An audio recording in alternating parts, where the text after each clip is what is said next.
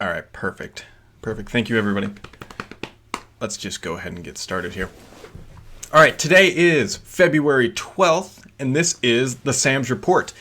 So to kick things off, let's talk about last week. Actually, I was in New York last week with Paul, and everyone kind of went crazy. They said, why is Paul in New York? And I actually met up with Mary Jo, had lunch with her, and Paul and I went and had drinks with her. The reason why we were in New York is nothing to get overly excited about. Actually, Andrew was there as well, and I believe he's in the chat. So he had dinner with us. Yeah, he had dinner with us. And so nothing to get overly crazy about. It was actually a mission for Paul and I. We met up with some other people who work at Blue Whale Web.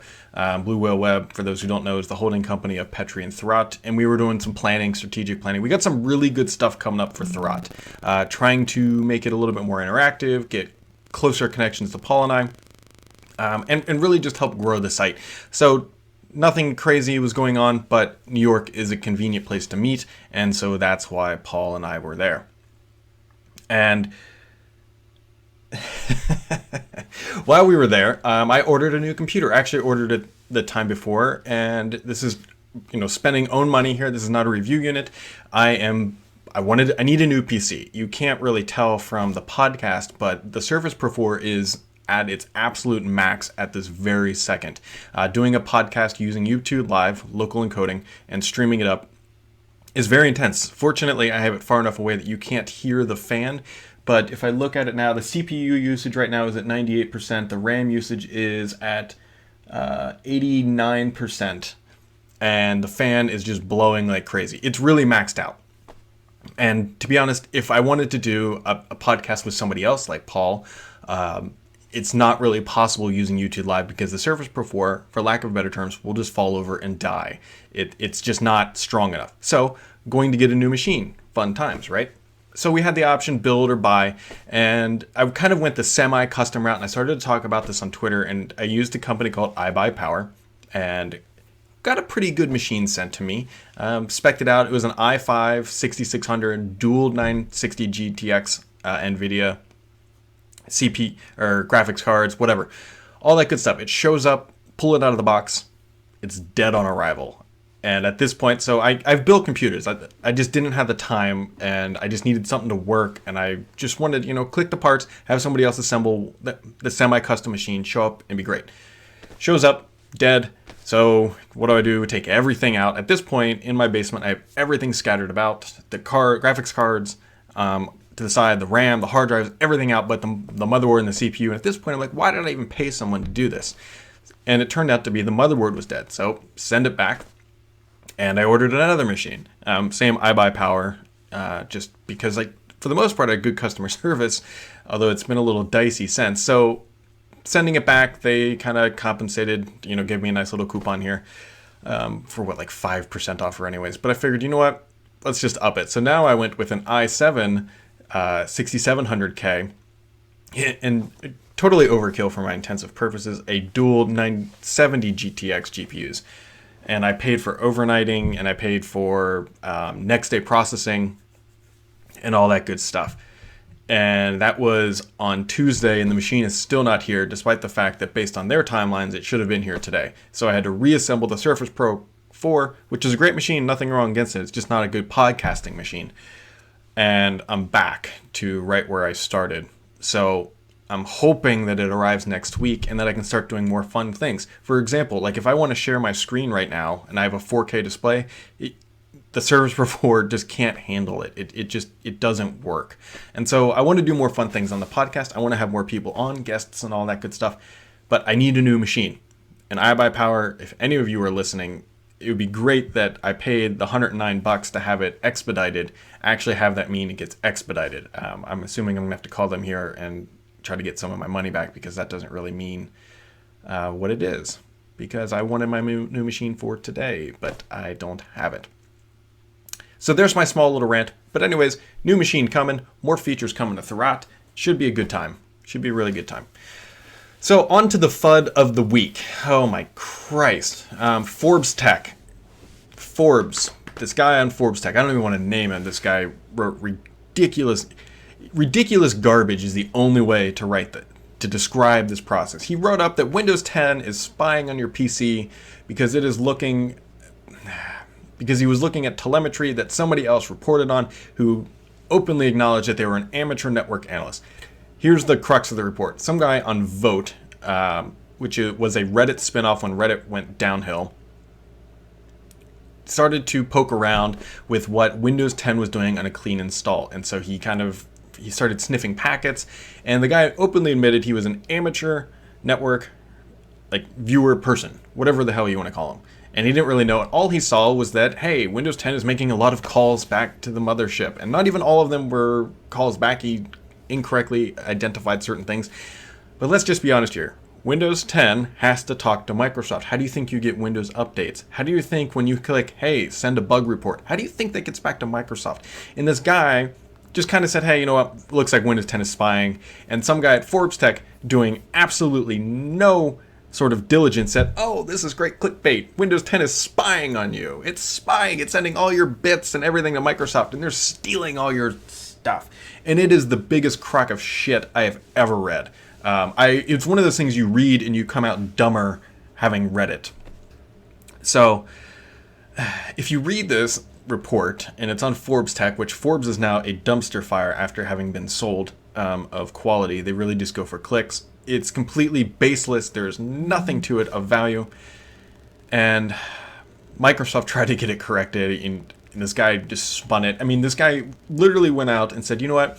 How can I create something that's slightly believable, made up facts, and then run it on a site to get a lot of traffic? And that's pretty much what it is. Edbot did a tremendous job taking this down.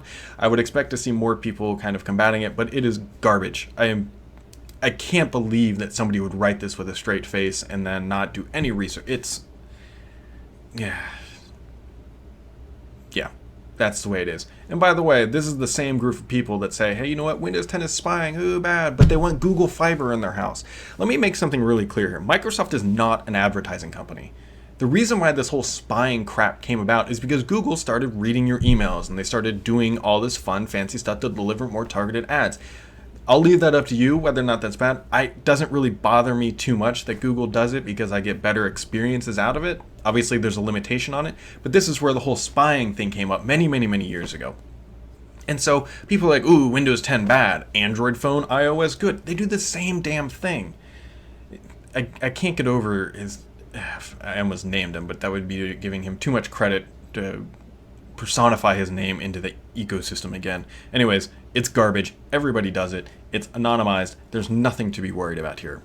Can you just imagine what would happen if something leaked out and somebody hacked Microsoft and they had millions of credit card numbers, and when they say, oh, how did you get those? Oh, we were spying and we grabbed them all when people typed them into Edge or Chrome, and can you imagine? That would totally ruin Microsoft's business. They wouldn't make any money, substantial money, from selling advertisements on that. It would totally, completely destroy their credibility, their entire business model, if they would do that. It doesn't make sense. Anyways, that's the end of that. Speaking of good things, Microsoft finally got their head out of their ass and is actually going to start giving us Windows 10 update information. They created a dedicated hub. Now, this is something people have been asking for a long time, and I don't know why they would not do this from the get-go, but hey, we finally have a dedicated hub that every Windows update that comes out that's going to list the addressed items. They're no longer going to be random bugs, fixes, and stabilization. They're actually going to list it, which is thank goodness, because if you run an update and you suddenly have a quirk in your system, you can now go to this page and say, hey, look, network NIC card dies when running Battlefield, or whatever random scenario. You can now go to this page and actually look for this type of scenario to see, hey, when was this addressed? And maybe if it was the most recent patch, you can now uninstall it and do all that good stuff. So thank you, Microsoft, for finally doing this. This is very necessary considering how rapidly you're pushing out updates and the world that we live in. And I believe, actually, they didn't really announce this too much, but I believe there's actually now a Windows 10 mobile page that you can look at too. I think Mary Jo was talking about this, that, hey, they kind of just slipped this one under the radar. But yeah, this is good stuff. It's really good stuff. Thank you, Microsoft. And so now I have some good news, some really, really good news. So Surface Book, right here, use this thing. I was actually using it last night. I was having some couple issues with it. Good news. I lost my train of thought there. So I think they're going to fix this sleep bug, and I think they're going to fix it really, really soon. Now, I heard from insider sources that actually February 16th was the day, which is 4 days from now, which is, what is that, Tuesday? Yeah. So don't quote me on that, because firmware updates, and you know how these things go. Times can change. But I've heard from an insider that 2/16 is the day that they very well could be shipping the Surface Bug Sleep Fix. It is coming. Thank goodness. I don't know what all it's going to entail. I don't know what kind of caveats will come with it. I don't know what the deal is, but expect Microsoft to explain more about the sleep bug issue and a fix finally. You know what's going to be ironic is I'm going to get my new desktop, and then these things will be perfect. And there we go. That'll be my life. That's pretty much just the way the cookie crumbles. But Sleep Bug is coming. Speaking of Windows 10 stuff, which I probably should have addressed earlier, there's a new preview ring for Windows 10. I'm actually really excited about this. So what this is it's a preview for patches that are coming. So you have your fast ring, you have your slow ring, which are completely new builds, and then you have a preview ring, which are the Windows 10 patches before they are delivered with Patch Tuesday or whatever day they decide to deliver this stuff. So this is cool.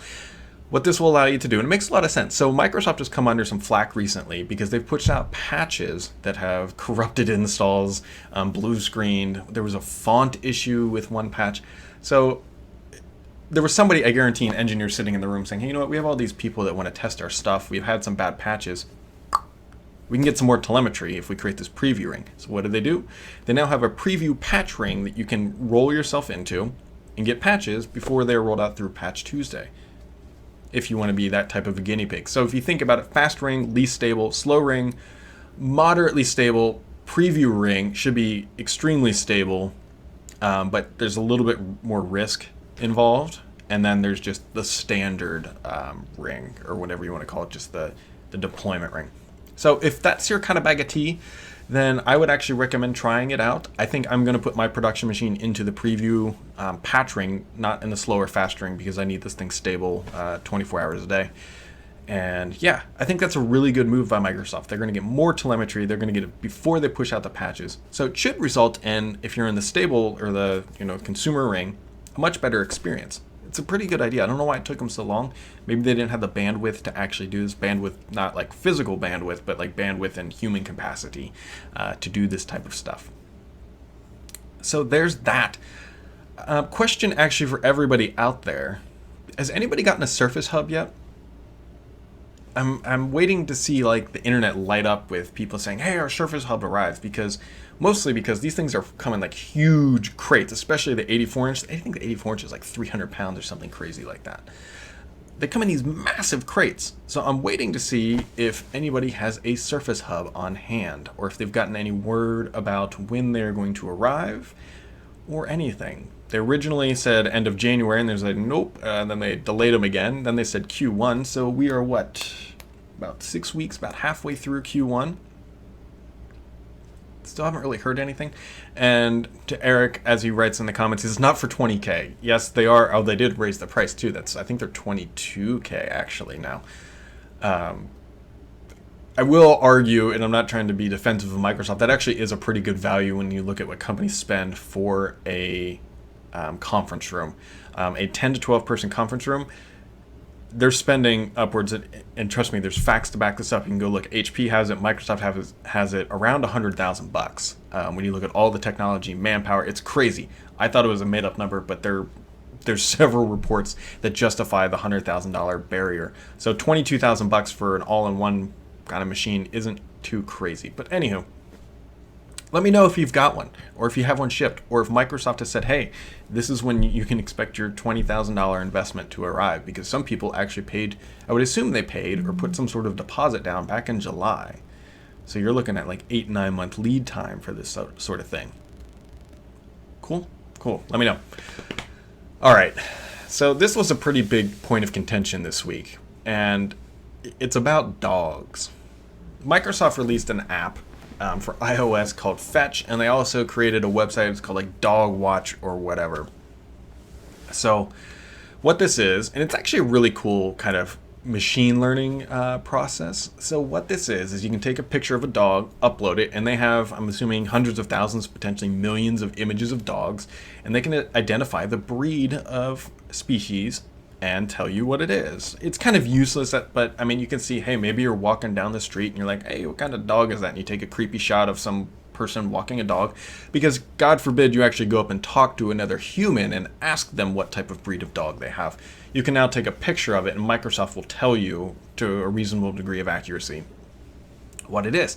And so that wasn't the problem, all right? I mean, it's great. Microsoft touts their machine learning, and if you look kind of lift under the veil of what this is actually really an advertisement for their machine learning capabilities.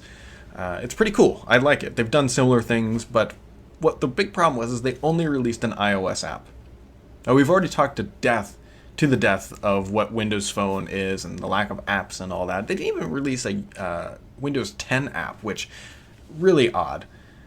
But here's my problem with this. Not that they only put out an iOS app. Microsoft is pushing this thing called Islandwood. We've talked about Islandwood plenty of times. Why aren't they using Islandwood for their own frickin' apps? Hey, why not use that? Say, hey, look, we built a native iOS app, then we used Islandwood, and here it is. Like, what? This doesn't seem like, this is what frustrates me about Microsoft. They have all the technology to showcase their processes, to showcase everything, but they don't use it in a conducive way that actually makes sense. You built an iOS, put it through Islandwood, kick it out on Windows 10. Even if you're not doing the Windows mobile app, just do it on Windows 10 desktop. Who cares? It's another app for your store. But no, they don't do it. I don't understand that process, that mentality of why they were doing that. Because here's why. Earlier in the week, an independent developer ported an iOS game called Cannonball, I believe, from iOS to Windows 10 in 5 minutes. 5 minutes. 5 minutes. They streamed it. There's a video of this. 5 minutes. Microsoft couldn't take the time. Now, granted, that type of a game is a little bit more simpler than some of the other features that you would use in iOS, and not everybody's going to be able to take their app and port it in 5 minutes, but it shows that for a basic concept, it's very quick. Microsoft has some of the best engineers in the world, especially working in the Garage app area, where it's just kind of like this crazy mindset of ideas and whatnot. Just spend the time and promote your own freaking app store, which is, to be honest, not doing so well. They promoted this 3 billion minutes, but I have from insider information that says a lot of people are looking at the apps, but not that many people are downloading or buying based on the view rate. So yes, a lot of people are opening the store, but they're getting there and they're just like whatever. Eric points out again, he says, Brad, there is a beta coming. Great, but it's, by that time, these things, let me explain how this dog thing works. This dog app is not going to be like the next Facebook, right? It's going to arc very, very quickly, and it's going to come back down. And by the time this beta app arrives, I guarantee that for the most part, the coolness is already going to be gone, right? You can already go to the website, you can already go to the iOS app. It's going to be, the meme or whatever you want to call it is going to be over. And so it's, I guess, better late than never, but why not just launch when it's ready? Why not just wait? It's not like there was some, it's not like Apple was going to beat them to this dog identifying app. So, yeah. Anyways, something that happened last week that I really want to hit on, just because I was off, or actually I was in New York, screwing around with Paul, was Microsoft bought SwiftKey. And so SwiftKey, if you're not familiar, it's a third-party app, third-party keyboard that plugs into iOS, and it makes it easier to type and all this good stuff. And so I wrote up a post because some people hadn't quite figured out, why would Microsoft buy a keyboard app? It's because they want to own everything but the hardware and OS, right? Windows Phone isn't doing so great. So let's just grab an iPhone here. They want to own everything but the OS and hardware. So granted, because they can't, because their own platform isn't doing so hot, the next best thing is when you use your iPhone, you're using Outlook for email. You're using all the productivity apps that are on there. The only thing that's missing, which is odd, is Microsoft doesn't have a browser. That's the kind of missing piece. They own the keyboard. They own the best keyboard. They used to own the best calendar app. They rolled it into Outlook, which Microsoft, please separate it back out. I liked Sunrise as its own email calendar. I don't like it in the email app. That's just a personal thing. But they own the calendar, they own the email, they own the keyboard, they own all this great stuff. And that's really their mobile play, is to make sure that Microsoft is still present even on other platforms. And I think it's a viable strategy. The only question I have about it is how they're going to turn revenue with it, potentially through Office 365, maybe through OneDrive. That's kind of like the big unknown, is how they're going to learn to make money from these other vendors rather than just using them as marketing. But that is what they were doing in that space. So just kind of keep that in mind. That's why they bought SwiftKey. And something I am very excited about. This is Xbox news. Rocket League. Rocket League. I was a big soccer player back in the day. I still like to play on occasion. Rocket League is coming to the Xbox One. If you play Rocket League on Xbox One, I will probably be playing with you. I would play it on my PC, but as we learned already, I don't have a gaming PC because iBuyPower kind of screwed up. And so I can't play Rocket League. And I've been wanting to play this game for a very long time. I tried to play it on Surface Pro 4. It's just not worth it.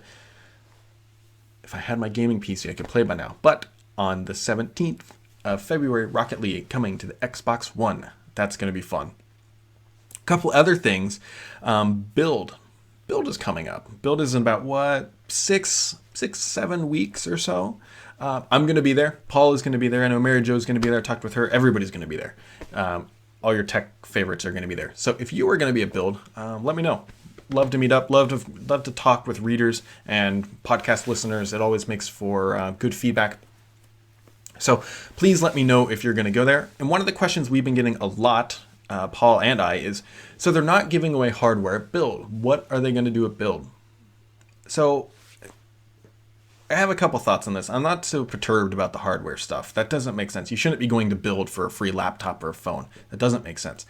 What I honestly think they might do is I think they're going to do potentially Azure credits. That seems to make the most sense, right? To give away Azure credits.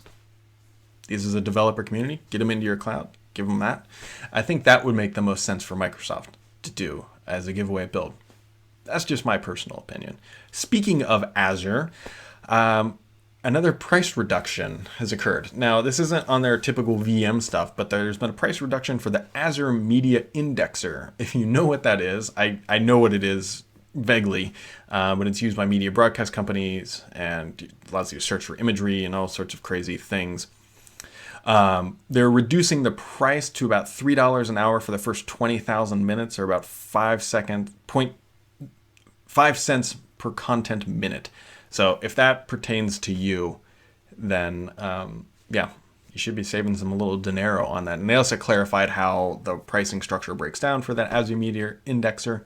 But yeah, that's what's going on. So got to be careful about how I talk about this next one, because I know quite a bit of information about some Microsoft stuff, but I'm not quite ready to share it yet. So the Surface Phone idea keeps coming up. Let me just put it this way. What if Microsoft didn't build the Surface Phone? And I don't mean like they didn't build it as in the product never existed, but I mean, what if Microsoft didn't build it and somebody else did? Think about that for a little bit. People keep saying that Windows Phone is dead. I don't think that Windows Phone is dead. But I think their strategy is going to change significantly, and it's going to be a little bit different, I think. I'm trying to piece together like 7 different things I've been told over the past 2-3 months. I think it's going to be quite a bit different than what we see today. I don't think Microsoft's going to completely exit the marketplace. Actually, I'm pretty confident they're not going to exit the marketplace, but we might see some new people coming into the space and some other people exiting the space or reducing their hardware. So keep that in mind. I would encourage you not to give up on Windows Phone. And I think we're going to have a couple interesting months ahead of us. I think I'll have a lot more to say here very soon, but we shall see what's going to happen. And that's really all I want to say about it, because I don't like to put out information that I'm not really confident on. Even on the podcast, I know I say, hey, I kind of hedge even more so than I do in writing. But Microsoft's got some goofy stuff going on. And I think I think Nadella has a really good head on his shoulders. And obviously it does not make sense. Let me try to explain. It doesn't make sense to support a business line that is perpetually losing money if you cannot see a way to eventually make money. Now, let me explain. Xbox is a perfect example. When the Xbox One launches, it's generally in the negative. They're losing money on the hardware, but they know that through game sales, through sales of like the Elite controller here, they will eventually make money. So they need to be on that sort of path with Windows Phone. And I think they might have found a better route. So we will see here. We will see what's going to happen. Bing was the same way, right? Bing lost money for quite a while, and now Bing is turning a profit. So I think Nadella has a good head on his shoulders. I think he might have a good strategy, and I think Microsoft might be on a better path. I would not say that Windows Phone is dead. I would say that it's in a very tough spot. Because it's in a tough spot, anything is possible, right? What does Microsoft have to lose at this point? Nothing. They have 1% of the market share, if that. So it's time to start thinking outside the box about how they can drive sales of hardware. And so let's just see what happens. All right, guys? So I don't want to run this any longer. That's been about 30 minutes or so. I thank you guys for listening. Next week should be exciting. Well, actually... Next week may not be so exciting. I think we got a little bit longer to wait than that. But next week should be good. Hopefully for the Surface. I'm optimistic that we will hear that. I'm hoping we get a new build of Windows 10. Nothing this week. I was actually hoping we would get one yesterday, but it did not materialize. Oh, speaking of Windows 10 internal builds, actually, I'm pretty sure I know why we may not be getting a build last week. There was a serious bug with the Mail app that you could not... I believe it was you could not send email. And that may have been why they might not have pushed it. So it's kind of one of those things of you need to be careful about these builds. And I think that was a pretty show-stopping bug for the company. And that's why we may not have gotten a build. Because Gabe had been pretty good at dumping a build every single week. And so nothing yet. Today is obviously not over. So it could happen today. But I don't have any information about when one of those is going to build. It's such a fly-by-night thing for them. They look at the telemetry in the morning and say, boom, and then they hit it. And as Greg says, yes, I hopefully have my new computer by then because it will be more fun and I will not have to listen to this draining. Like it sounds like a spitting cobra behind the microphone. The microphone is blocked by the monitors and the Surface Pro 4 is in the very corner. So hopefully I do have it by then. But I thank all of you for listening. Today is February 12th, and this has been another episode of the Sam's Report.